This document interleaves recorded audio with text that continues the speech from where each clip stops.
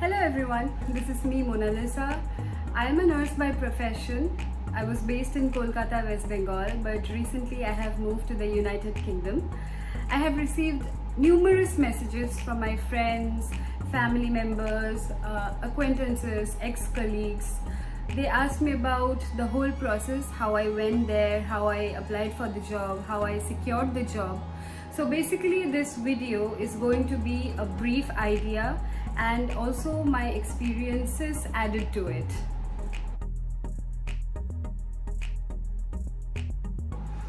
So people ask me this question quite often, that why I chose the United Kingdom. Well, to be honest, firstly I went there because this was a childhood dream of mine, to live there, to work there. And secondly, the more I researched, I figured out that the NMC process is better organized and smoother compared to the others. So before diving into the process itself, I would like to mention that there are a few things which one needs in order to go ahead with this process and obtain a favorable result. The first thing is patience. So there is no shortcut, and there can be such situations faced by the candidate where there is nothing to do but wait. The wait is excruciating, I know. I won't say that I'm a very patient person, but I had a great support system which helped me sail through it all. The second most important thing is a good agency. Of course, you can do it all by yourself, but in my personal opinion, I would say that taking help from an agency is a better idea, as they can guide you every step of the way. There are numerous agencies in the market who promise you a lot of things but do not deliver. Please be aware of that. One way to verify their authenticity is to see whether they are asking for money upfront. The agencies which help, which are genuine, do not take money because they are already paid commission by the hospital which recruit you. It is imperative that I mention that I had left my job when I was preparing for my IELTS exam because it was too tedious for me to work night shifts, evening shifts, morning shifts and prepare simultaneously. But that was completely my personal decision and not mandatory for everyone, because I know people who in their entire process of NMC application did not quit their jobs.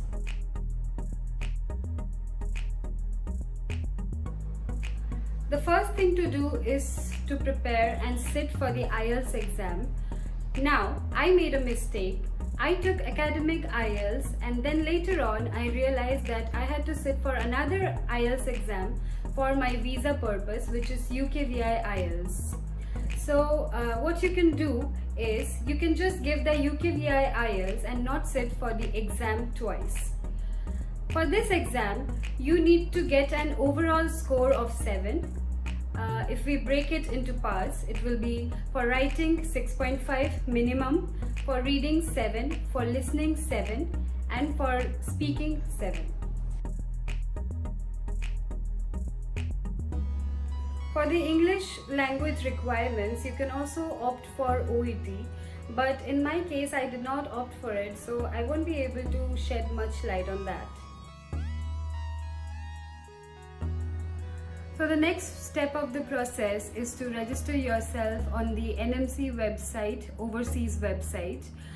If you meet the criteria stated there, which is if you hold current nursing registration or license, if you meet the IELTS or OET requirements, and if you hold a nursing degree or diploma, then you can go ahead and book your CBT, which is a computer-based test.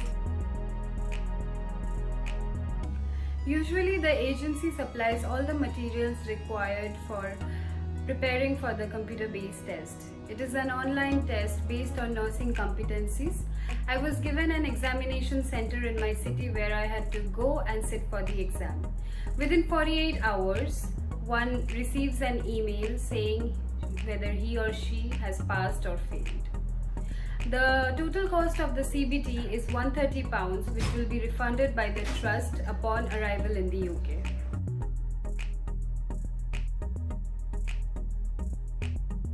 The agency I chose set up a few interviews at this stage where I was asked a lot of questions, mainly related to nursing field and personality based questions such as why I chose to work in the UK and related to my nursing experiences in general.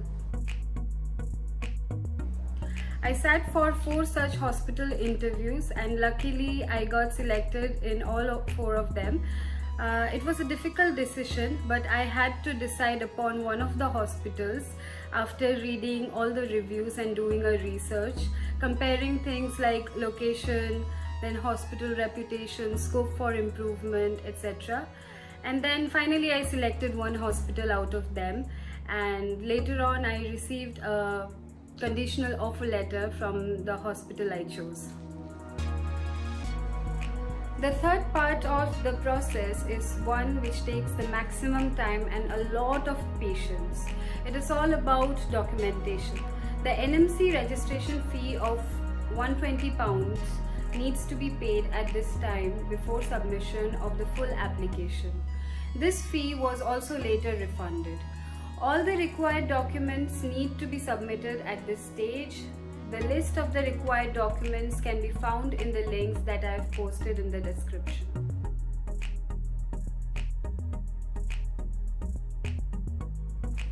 Later, I received my decision letter after about 1.5 months, after a wait of 1.5 months, which means 45 days. So this 1.5 month of wait was a very tough one. It was a period filled with anxiety and impatience. It was completely excruciating, but I sailed through due to the presence of a strong support system. And the maximum processing time is usually 40 to 60 working days, and one usually gets a response within that time frame. After I received my decision letter, I submitted it to the agency, who in turn communicated the same with the hospital, and after a wait of about 20 days I received my COS, which is Certificate of Sponsorship, from the hospital.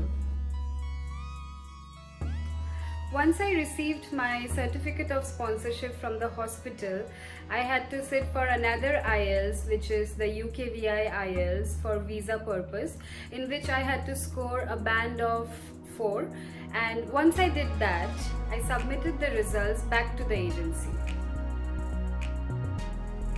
On completion of these steps, the agency booked my flight tickets and I left for the UK a couple of days before my official joining date. I was provided with 1 month of free accommodation within the hospital premises, and the welcome experience was warm and comfortable. To help me get settled in the first month, the trust also paid me an amount of £500, which was later deducted from my salary over a period of 3 months. This is a detailed description of the NMC process part 1. The second part of the NMC process is all about OSCE examination, which one needs to take about 1 month after going to the UK. If you want to know more about that, you can drop a comment and let me know about it so that I can make another video on that.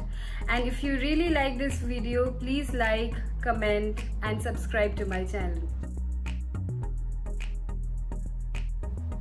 Last but not the least, here are some pictures for all of you to get a glimpse of the UK through my eyes. And thank you. Take care.